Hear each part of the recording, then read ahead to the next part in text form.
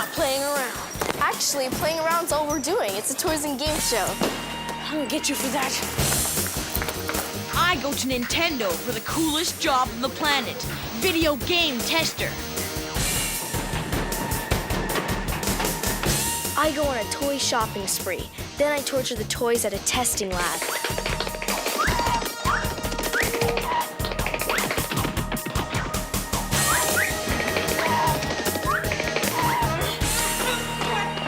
I play with Lego, and it isn't kid stuff. Ever wonder how they make those huge things? Ever wonder why I always win? Not this time. This game isn't over. It's popular mechanics for kids!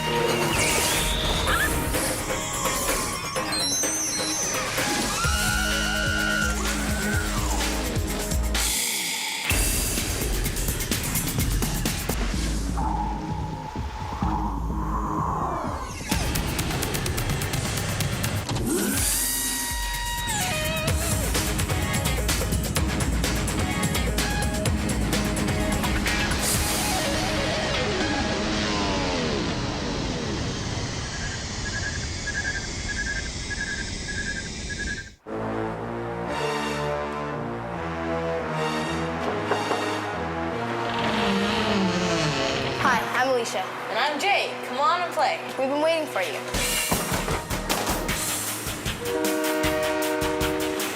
Today we get to play with incredible toys.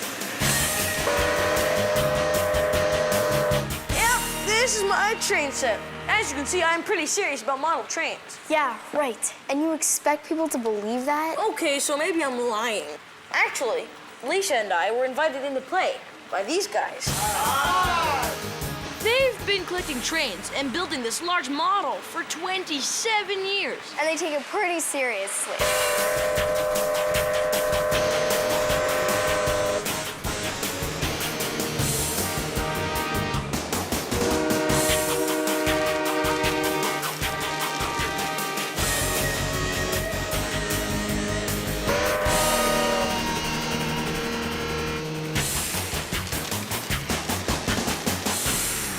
Did you ever notice that a lot of the grown-ups on this show play around like kids all day? Who says the adult world's hard anyway?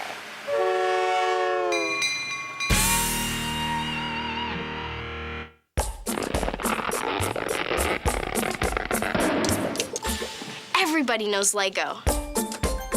I know Lego. You know Lego. There's hardly a kid who hasn't built something with Lego. But most of us move on and grow out of it. At least some of us do. Good. Great. Good job. No way, you're never too old to play with Lego bricks. Hi, I'm Francie. Hi. Nice to meet you. What we do, I'm the head of the design department, and what we do here is large models for displays in stores.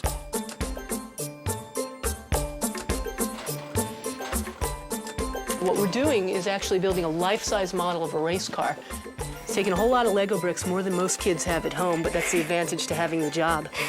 So how do you know where to put all the bricks? Well, come on over here. We're going to let you try the whole process from start to finish. Okay. After choosing the design, which we have right here, we scan it into the computer. Okay. So is this the section we'll be working on? That's right, Alicia. Here's the scanned image of the car, and now what we want to do is we want to overlay special Lego graph paper. What's so special about it? It's special because it's exactly the height of a Lego brick.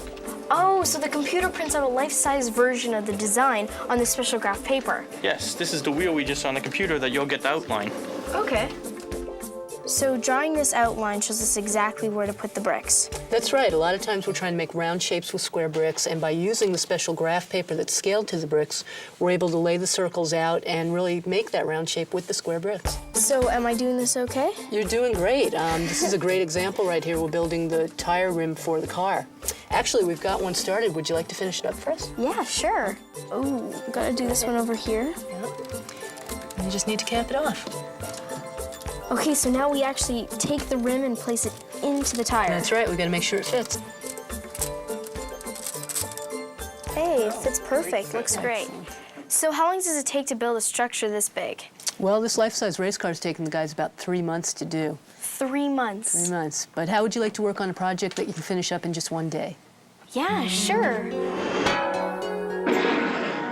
Can we do this at home? Actually, you can. If you have a scanner, you can scan an image into your computer and you can create Lego graph paper that's scaled to the bricks. All you need to do is take the dimensions of the bricks. Oh, cool. Okay, last one. Excellent. You're Finished. done. Beautiful. Great, thanks. Okay. So how did I do? You Nice like it? job. Right, well done. Yeah. Hey, if you ever want to quit your day job, I think we can find a place for you here. Okay. Dessert time? Nope, it's playtime. They say the Frisbee was invented by a bunch of college students who used to throw pie plates around at lunchtime. Why Frisbee? The pies were made by the Frisbee Baking Company.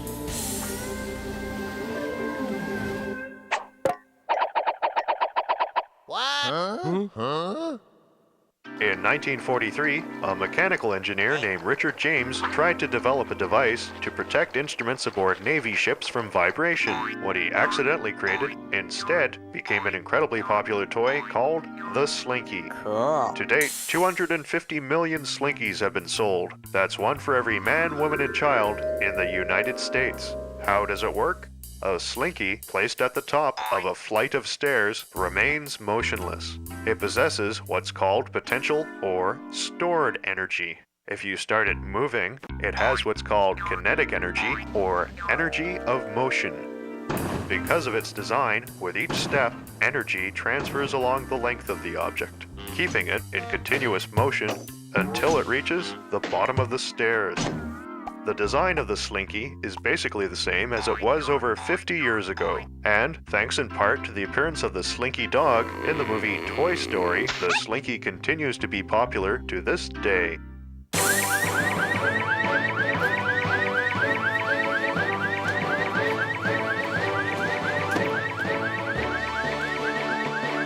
Sometimes you've got to go to great lengths to open secretive doors. Is it safe? Come on up.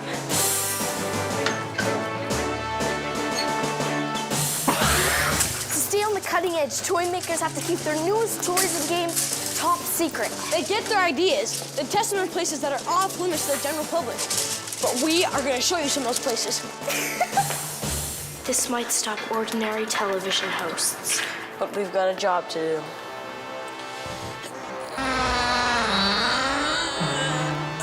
After you.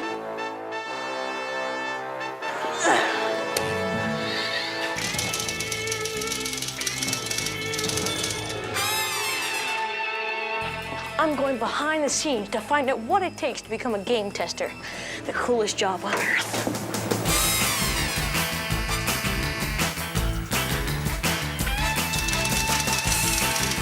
To be a game tester, you have to be a game counselor first. Game counselor. Yes, game counselors, what they do is they take calls from the frustrated players who get stuck and need help. So I guess it's important for a game counselor to be able to play the game really well. That really helps, and that's how we start our day, but you're going to play this game first. Why not? On average, Nintendo handles more than 120,000 phone calls, letters, and emails per week. All you need to apply for the job is a high school diploma, so most of the employees have just turned 18. For me, they've made an exception. Excellent, Jess. So you're really familiar with these games. Yeah, I play them at my friend's house all the time. I see that. Well, normally we take gameplay counselors through a 5-week course, but you're ready right away, and we're going to get you on the phones to take calls, and to do that, we have Elmo. The puppet? No, it's a computer. It's the most extensive computer-based reference library in the industry. At your fingertips, you have access to information on more than 1,600 video games for all Nintendo systems. So how many calls have you received since this department began? Well, between calls and letters both, we've answered 56 million questions. Well, with the help of Elmo, we should get caller number 56,000,001. Nintendo Gameplay, my name is Jay. How may I help you? Hello, Jay. Ma? Are they treating you okay? Yeah, Ma, they're treating me fine, but not now. I'm working. All right. Nintendo Gameplay, my name is Jay. How may I help I you? love PMK. I think you're doing a great show, but I much prefer Alicia. Alicia, funny. Nintendo Gameplay, my name is Jay. How may I help you? I was playing Mario Kart on my Nintendo 64, and I was just wondering if there's any hidden courses in it. Hidden courses? Yeah. 1 second, please. Can I play as a ghost? As a ghost, Yeah. there'll be a new option called Extra. Oh, okay. Yeah, right in there. Oh, that's cool. Once a game counselor does a good job answering help calls, they can get promoted to game tester.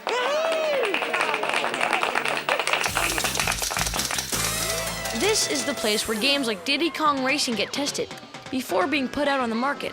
The job of a game tester is to play each level of a game over and over, searching for bugs. I'm with Tim. He's the boss of a team of testers that play all day long. They discovered 888 bugs with Diddy Kong Racing alone. The problems were all reported to the programming department, and they seem to have been solved. Nothing wrong with it. Well, looks like it's ready for the market. I have just one question. What are the perks of this job? Did you say perks? That was a dumb question. The answer? Every game tester has unlimited access to any Nintendo games on the market.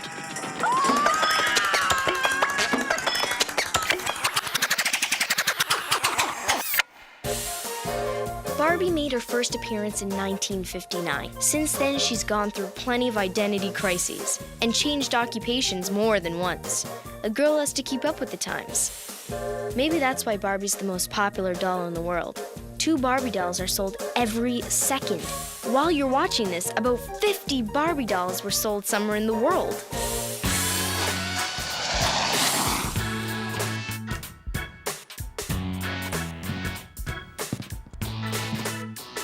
Probably every kid in North America has at least one toy invented here at the BMT company in Chicago. This is Don and Brian. These guys are toy inventors. Giant toy companies buy their inventions and then sell them to us. Having fun? Yeah, give it a try. Okay.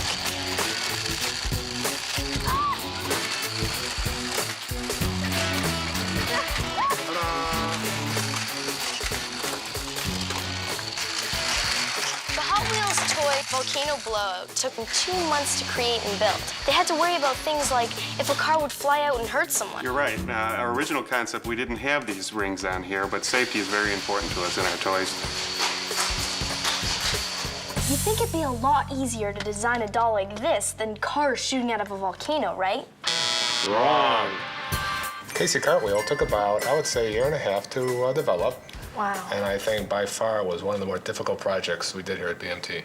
Every toy that we make here at BMT has got to involve a little magic for the kid. Right. And in the case of Casey Cartwheels, the magic would be... Cartwheels. You got it. Want to give it a try? Yeah, okay. Ooh. Which doesn't seem to be working. And that's because you don't have the magic yet. The magic for Casey comes from the magic pom-poms. Put them on her hand. Magic pom-poms, okay. Just put them in here? Oh, that's neat. What was really difficult about Casey was figuring out that we needed these pom-poms to actually make her do the cartwheel. I want to try that again. Ta-da! I want to try that again. Ta-da! Again. Ta-da! Again. Ta-da!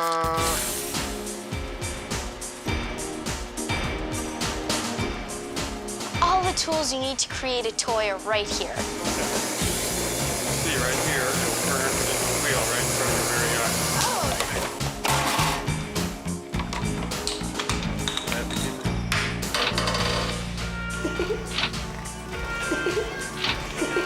Once they get the idea, these guys build a prototype. It's kind of like a first try. And this was Casey Cartwheel's first prototype. Believe it or not, this is what started Casey Cartwheel. So what we'll do is we'll see if we can get her to do a cartwheel. She'd complete her cartwheel. Now the problem with our first prototype was we tried to put all the weights inside the body. Right. And that's kind of hard. So that's where the pom-poms came in. That's right, and actually here is a prototype that shows that. You notice the weights are on the outside. Suddenly she starts to look like a doll. Let's see if we can get her to do a cartwheel. So after our second prototype, we built this prototype. And as you can see, this doll looks very, very close. Yeah, I really like the doll. We set her down. Oh, come on, Casey, do it. There, come on. Ta-da! All right. To work without batteries, perfect cartwheels had to follow the laws of gravity. So the toy inventors analyzed Casey's movement frame by frame. That way, through trial and error, they were able to adjust the pom-pom's weight and angle perfectly. And that took you a year and a half. Yeah, we worked continually on it for about 18 months. Simple as that. 3, 2, 1. Bye, guys. I think I need some pom-poms.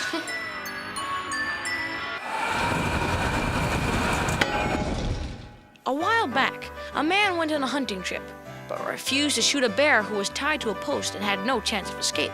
That man was Theodore Roosevelt, then President of the United States. His kindness toward that bear is recognized today. That's how stuffed bears got the name teddy bears. I thought we were playing a game. You are, but first, we have to build it. Why am I not surprised? Then we will see whether it's Jay or Alicia who will emerge victorious! We're making sort of an electrical obstacle course.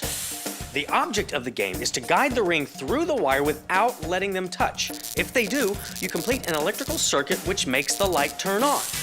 Everything you need to build this game comes from a hardware store. It's cheap and easy. Cut one short and one long piece of bell wire. Strip a little of the insulation from each end. Attach one end of each wire to the socket of your light bulb. Like that. Grab your batteries, place them positive to negative, and make sure they're in contact with the obstacle course wire. The obstacle course wire is just plain, uninsulated copper wire. Now connect the loose end of the short wire to the negative end of the battery pack. Mount the bulb securely. Finish attaching the obstacle course wire. There. Now just one last step. We take the wire and bend it into curves and twists. Remember, the more twists and loops you put in the wire, the more challenging it will be to play the game. Next, make a loop using copper wire and attach it to the loose end of the long wire. And finally, we thread the curvy wire through the loop. Remember, the idea is to guide the loop along the curvy wire. Whoever gets the furthest along the obstacle course without making the bulb light up wins. Ah, so it lights up when the wires touch. Because it completes the electric circuit. Absolutely. Okay, let's try it. Ready, set, go! Go!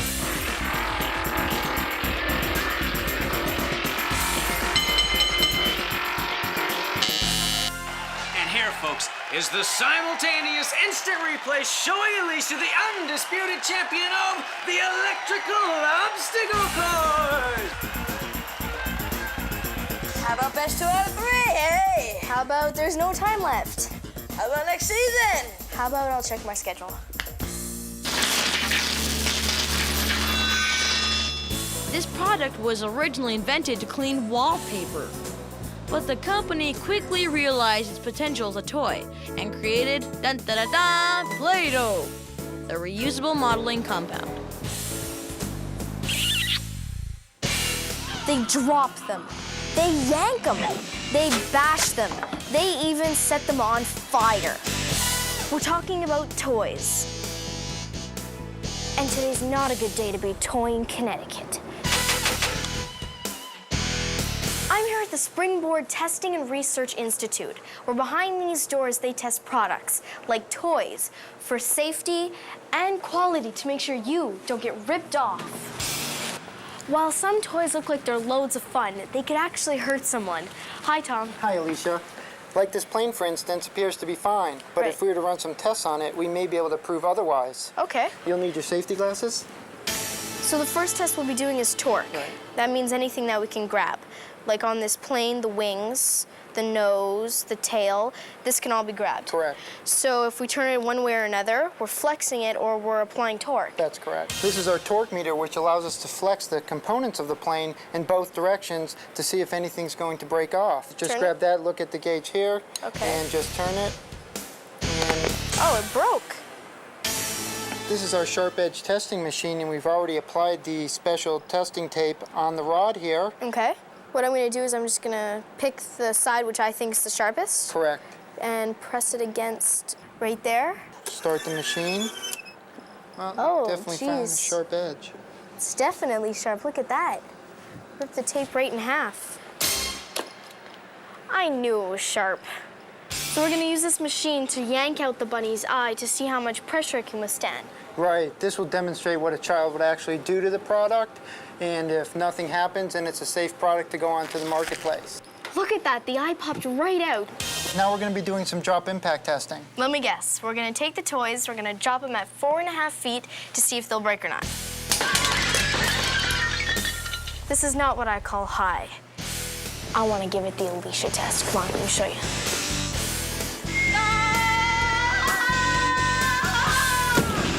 Now there's a doll under unusual stress.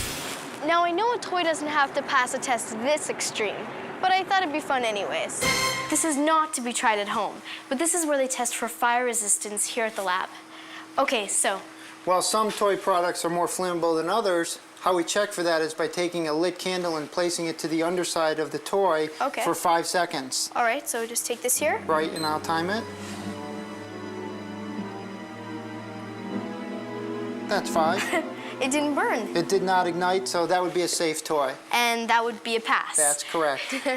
Let's see if we end up with the same result on this toy product. All right. Tell me when to start. Okay, let me know when you're starting. And now. 1, 2, 3, 5. That doesn't look too good.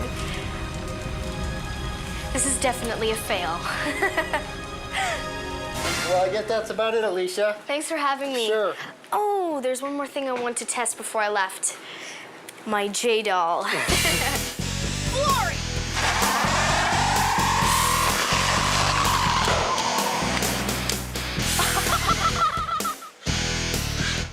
What a dream.